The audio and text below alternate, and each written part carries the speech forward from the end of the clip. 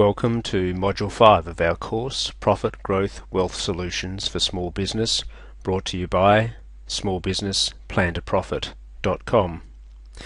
Now in this module we're going to be looking at a way or a tool that I use to analyse your current business model. So far just recently we looked at the model for a high performance business, and this tool that I use is one that uses that same framework and looks at the way your business model is currently placed in relation to those areas of the high growth business model.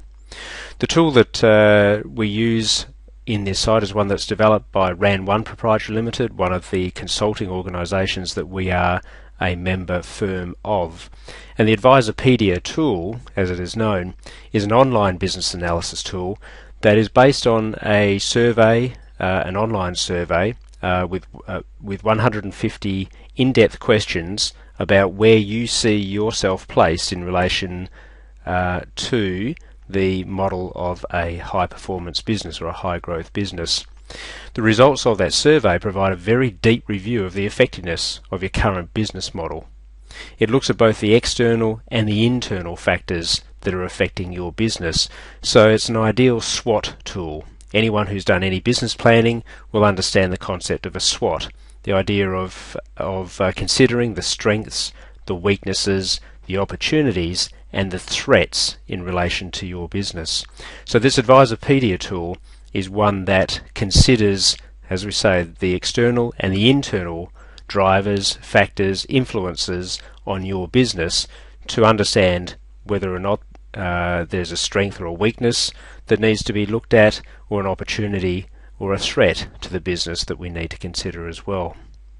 What I particularly like about this tool is the fact that the analysis comes out in graphical form, and it's very, very easy to understand, and I'll step you through that process. So again, just recapping, this Advisorpedia tool, the online analysis tool that we use to assess the effectiveness of your current business model, is very much tied back to this framework of a high growth business. So each of the questions, each of the outputs that come from this review concentrate on all of those areas that you see there within this tool. What I want to step through today to give you an idea of what those outcomes might look like, we'll look at the basic business model of the products and services, the marketing and sales, and the finance side of a business, just to give you a taste for what this analysis can do for you and can do for your business. But as we look at these results, if you just understand that the output also, or the questioning also, comes to all those areas of vision and strategy, structure, culture, people and systems and processes as well. So this tool gives us a holistic view of the business from an external point of view and also an internal point of view, and gives us some very good information in which to then go forward and develop a business plan, which I'll also show you. So if we look at the output of the Advisorpedia tool, or the online business survey that we use in relation to the products and services module, so it comes back and gives us a result here, or a graphical output in the form of what we call a spider graph. Now the easiest way for me to have you understand what a spider graph does, if you haven't seen one before, clearly this thing looks like a spider web. And if you can imagine that there is a very poisonous, deadly spider sitting in the crosshairs, right dead smack in the middle of this spider's web. And if you can visualize a spider, a poisonous, deadly spider sitting in the middle there, you'll understand that as we plot your results in relation to these various categories, the last place you want to be is close to the center. You don't want to be eaten alive or stung to death by this spider. So any point or graphical point here that is close to the center of the graph is a weakness, or is highlighting a weakness in the business, or perhaps a threat to the business. If the result of the survey in these particular areas plots your results closer to the outside of the web, so further away from the deadly spider, then obviously that would indicate that in that particular factor that it is a strength of the business, or perhaps it's an opportunity for the business that the business can then go and capitalize on. So in graphical format, when you just sit back and you look at this one, visually you can see that in most of these areas we're assessing this particular business to be very strong in the areas of products and services. It has a couple of areas that it needs to look at: revenue dependency, and to a lesser degree perhaps the product profit margin. But visually we can see where we are. Now let me just go back and have a look at these 6 factors that we assess in relation to products and services. Product life cycle. Here we're looking and asking questions about the future stability of the products and services that you are offering. So when you have a look at those, are you selling something that is into quite a mature market, a product that has perhaps peaked and is on the way back down again? And if we assess that is the case, then perhaps we need to be looking at introducing new products and new services into the business to maintain the longevity of the business. Perhaps we assess that we're on the leading edge of a brand new service or product that is being offered, so a product life cycle would be very strong if that was the case. In revenue dependency, we're asking questions about the spread of products and services that you've got, and whether or not you're too dependent on one line of products and services, and also perhaps one customer segment or one market segment. So it's about how dependent this business is, what's the risk profile of the business in relation to the range of products and services that we've got. Product profit margin, the questions there are related to how much profit are you making on these products. So what sort of gross margin are we making? Are we in line with industry norms? Are we beating industry standards? Is it something that we should be looking at, or something we're fairly comfortable with at the moment? Is it a high priority or a low priority? And that's what we're trying to get to with this assessment here. In production and inventory, we're looking at the way that you control the production process, the efficiencies that are within the production process, and the way that we control inventory. So are inventory levels too high for the type of business that you're in at the moment? The core differentiators, we're looking at questions there that are driving towards how different is your product to what a product or service than what your competitors have to offer.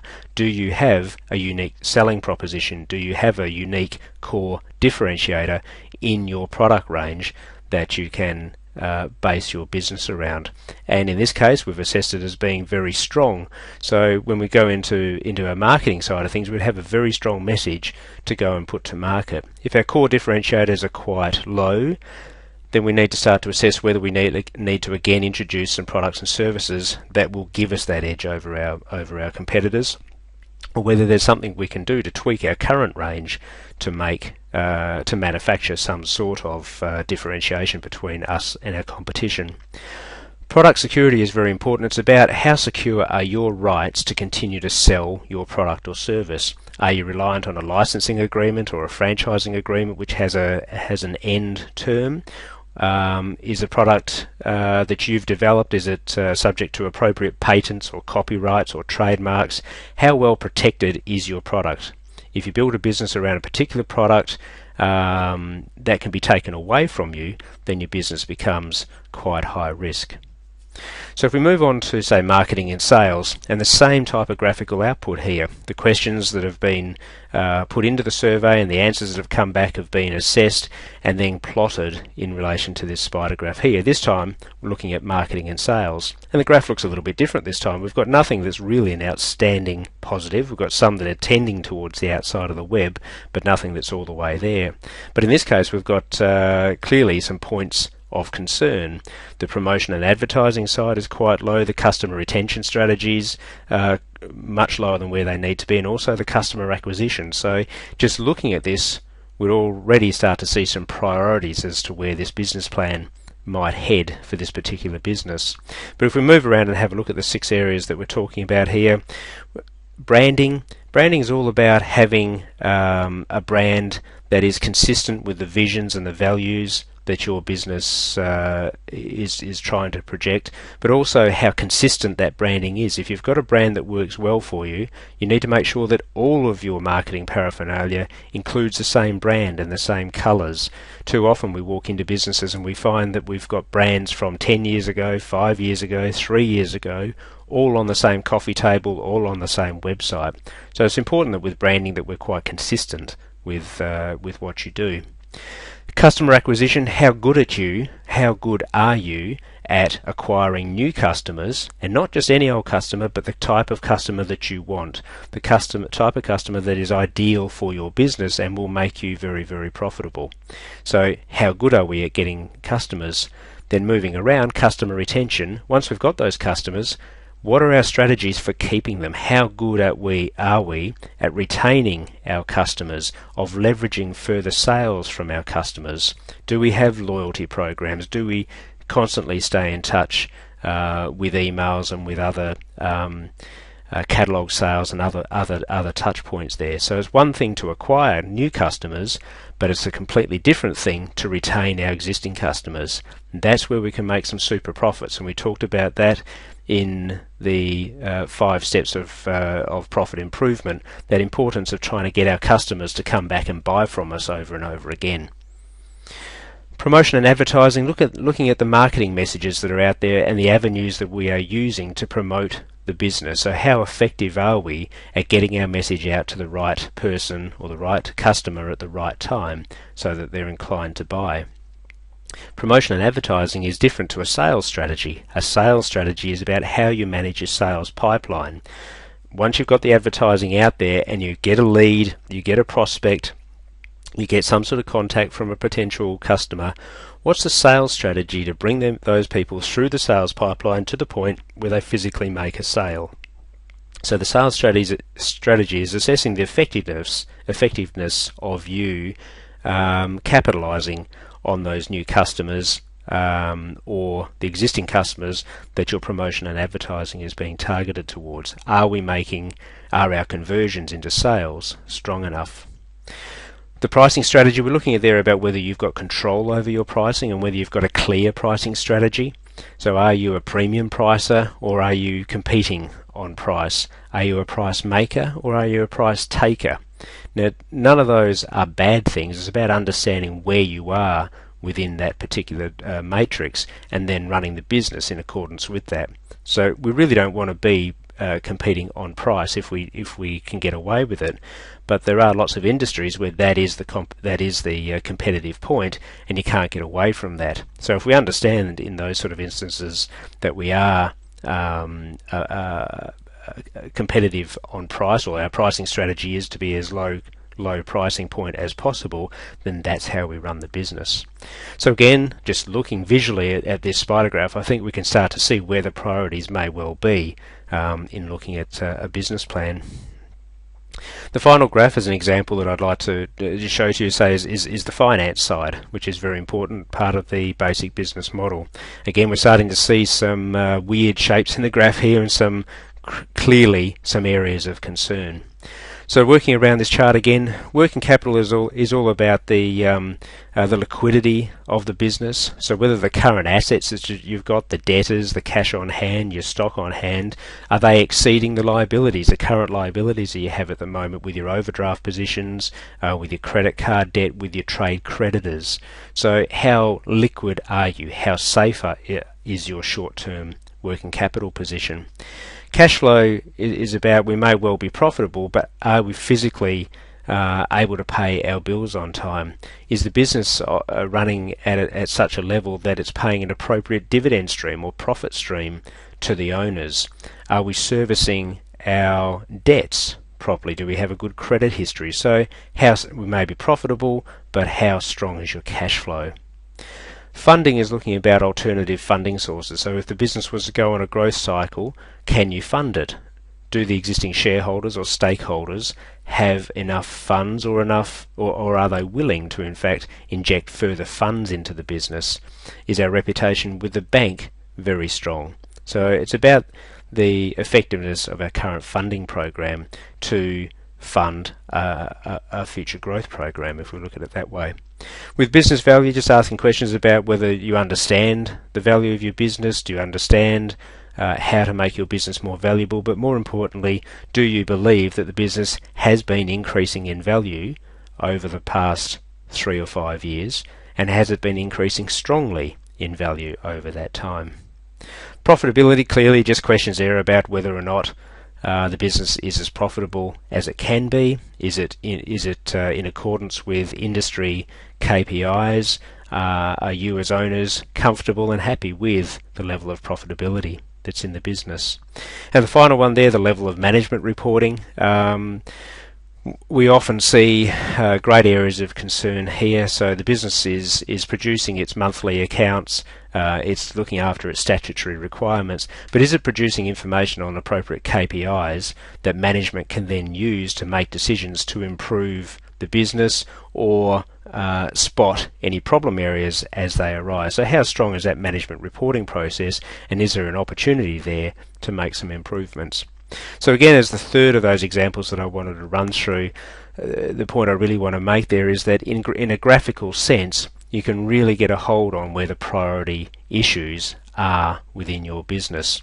So this online business analysis tool that we use through Advisorpedia, we find to be incredibly powerful in being able to assess the performance of the business in relation to that high growth model, and to pinpoint some areas and effectively do a SWOT analysis on the business, finally in a format that is very, very easy to understand. Once we've done that SWOT analysis and we've done that business review and we understand where some of those weaknesses are, skipping forward a number of steps, but the eventual point we want to get to is we want to develop a strategic plan for growth for your business. It could be called a business plan. I don't like using the term business plan because there's always this view that a business plan needs to be 40 pages long or 80 pages long to be effective. I call those type of business plans doorstops because that's about all they're good for. You might read them once as you're involved in the production of that business plan, but they're not an effective document for driving growth in a business. So I like to use one-page strategic plans. Perhaps they flip over to 2 pages, but certainly try to keep it onto 1 page. And it's a strategic plan, so it's just dot points about where we want to go and the priority issues that we need to look at. So if we look at the right hand side there, each of these areas ties back to that framework for a high growth business. So we're looking under sales and marketing. What are our key objectives over the next time frame? And I generally do these strategic plans for 12 months in advance, maybe out to 3 years in advance, but not too much longer than that. So under sales and marketing, what are our objectives over the next 3 years in this case? And we've considered these, having done the business analysis through the Advisorpedia tool, and then a few other steps that we'll show you in other parts of the website to do a proper strategic review of the business. But we mark down on 1 page what our sales and marketing objectives are, what our product objectives are, whether we need to add new products or whether we need to change the mix perhaps, what our financial objectives are, what those key objectives are from there.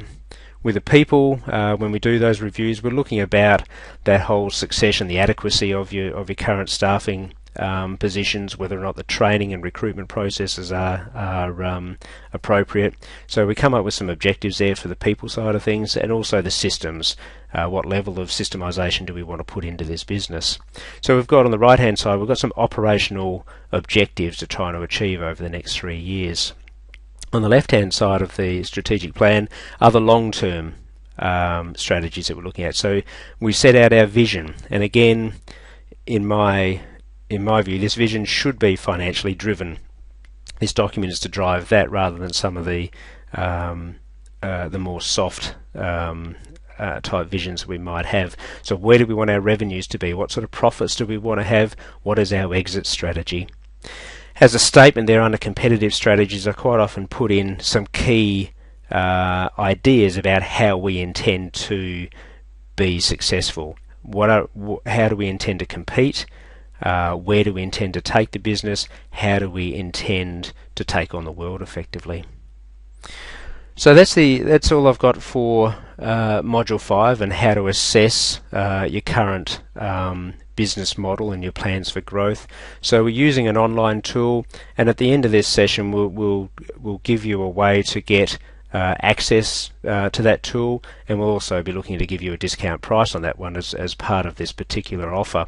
But it's about having a deep analysis of your current business model, tying that back into that framework for business growth, and then and then distilling that down into a one-page strategic plan that will then drive your actions over the next time frame. So thank you very much for that, and I'll see you in Module 6, where we'll now then move on to the third step of the process, which is creating personal wealth from your business. I'll see you then.